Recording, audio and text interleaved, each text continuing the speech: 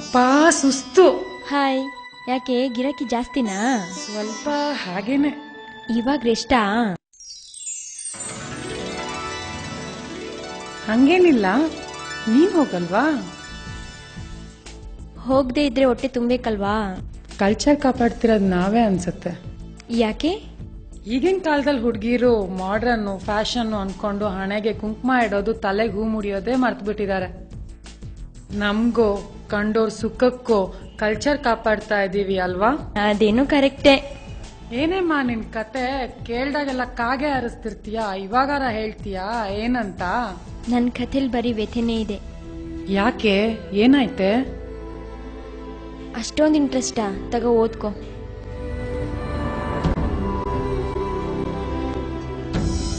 ನನ್ನ ಹೆಸರು ಶೀಲಾವತಿ. ಈ ಹೆಸರು ತಕ್ಕನಾಗ ಶೀಲಾ ಉಳಿಸ್ಕೊಳ್ಳೋ ಶಕ್ತಿ ಆ ಭಗವಂತ ಕೊಡ್ಲಿಲ್ಲ.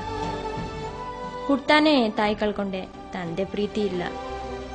ಮಗು ಆಗಿದ್ದಾಗ ನನ್ನ ಹತ್ರ ಯಾರಾದ್ರೂ ಹಣ್ಣು ಕೇಳಿದ್ರೆ ಹಂಚ್ಕೊಳ್ಳೋಕೆ ಹಿಂದೆ ಮುಂದೆ ನೋಡ್ತಿದ್ದೆ. ಆದ್ರೆ ಇವಾಗ ಕೇಳಿದ್ರು ಕೇಳದೆ ಇದ್ರು ನಾನು ಇಂಟನನ್ನೇ ಹಂಚ್ಕೊಳ್ಳೋಕೆ ರೆಡಿಯಾಗಿ ನಿಂತಿದ್ದೀನಿ. ಓದೋ ಆಸೆ, ಓಸೋರ್ ಗತಿ ಇಲ್ಲ. ನಾನು ಕೇರ್ ಮಾಡೋರೇ ಇಲ್ಲ ಅಂತ ಫೀಲ್ ಆಗ್ತಿತ್ತು.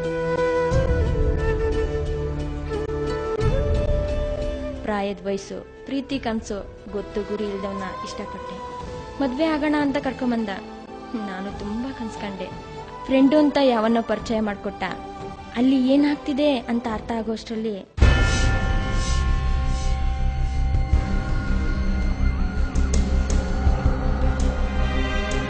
ಮಿಸ್ ಆಗಿದ್ದು ನಾನು ಮಿಸ್ಯೂಸ್ ಆಗಿದ್ದೆ. ನನ್ನ ಲವರ್ನ ಅಮಾಯಕ ಅನ್ಕೊಂಡಿದ್ದೆ. ಆಮೇಲೆ ಗೊತ್ತಾಯ್ತು ಅವನ್ ತಲೆಡ್ಕ ಅಂತ. ಸಾಯೋಕ್ ರೆಡಿ ಆದೆ. ಯಾಕೋ ಸಾವು ನನ್ನ ಹತ್ರನೇ ಬರಲಿಲ್ಲ. ನಾನು ಬಿದ್ದಿರೋ ಈ ಕೆಟ್ಟ ಪ್ರಪಂಚದಿಂದ ಹೊರಗಡೆ ಬರೋಣ ಅಂತ ಅನ್ಕೊಂಡೆ, ಆಗ್ಲೇ ಇಲ್ಲ.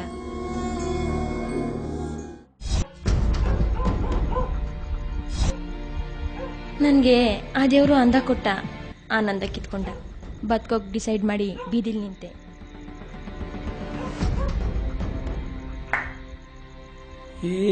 ಏನೇ ಹೊಸ್ತ ಜಾಬು? ನೀನು ಹಿಂಗೆ ಗೌರಮ್ಮ ಒಂಥರ ಮೈ ತುಂಬ ಸೆರಗಾಕೊಂಡು ನಿಂತ್ಕೊಂಡ್ರೆ ಜನ ಇರಲಿ, ನೊಣನು ನಿನ್ನ ಹತ್ರ ಬರಲ್ಲ.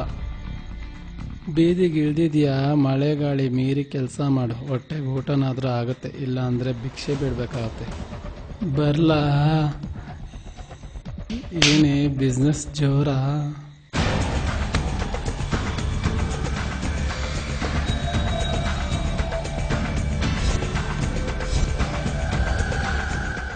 ಬರ್ತೀಯಾ?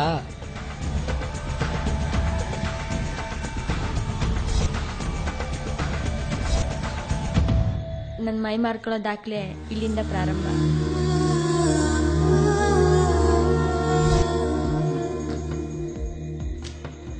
ಬರ್ತೀಯೇನೆ? ನಿಂತ್ಕೊಳಕ್ಕೇನೆ ಶಕ್ತಿ ಇಲ್ಲ, ಇನ್ನ ಹೆಂಗೆ? ಏನ್ ಹಾಕಲ್ಲ? ಇಲ್ಲ, ಕಿಂಡಲ್.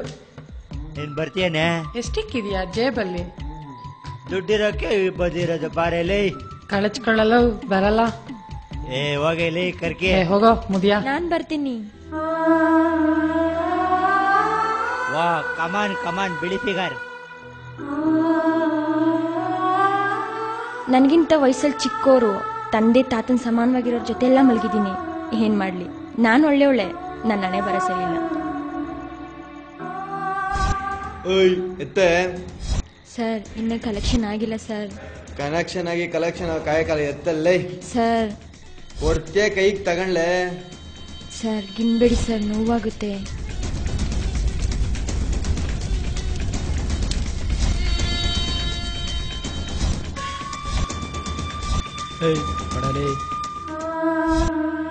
ನಮ್ಮ ಹೊಟ್ಟೆ ಪಾಡಿಗೆ ವ್ಯವಿಚಾರ ಮಾಡ್ತೀವಿ.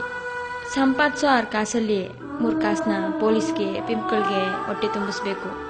ನಾವು ಕೆಸರಲ್ಲಿ ಬಿದ್ದಿದ್ದೀವಿ ಅಂತ ನಮಗೂ ಗೊತ್ತು. ಇದರಿಂದ ಮೇಲೇಳಕ್ಕಾಗ. ಎದ್ದು ಬಂದರೂ ನಮ್ಮ ಗಲೀಜ್ನ ನೋಡಿ ಈ ಸೊಸೈಟಿ ಹತ್ರ ಸೇರಿಸಲ್ಲ. ಮನುಷ್ಯನ ದೇಹದಲ್ಲಿ ಕಾಮ ಇರೋವರೆಗೂ ಅತ್ಯಾಚಾರ, ಅನಾಚಾರ ತಪ್ಪಿದ್ದಲ್ಲ. ಅತ್ಯಾಚಾರನ 100% ತಪ್ಸಕ್ಕಾಗಲ್ಲ.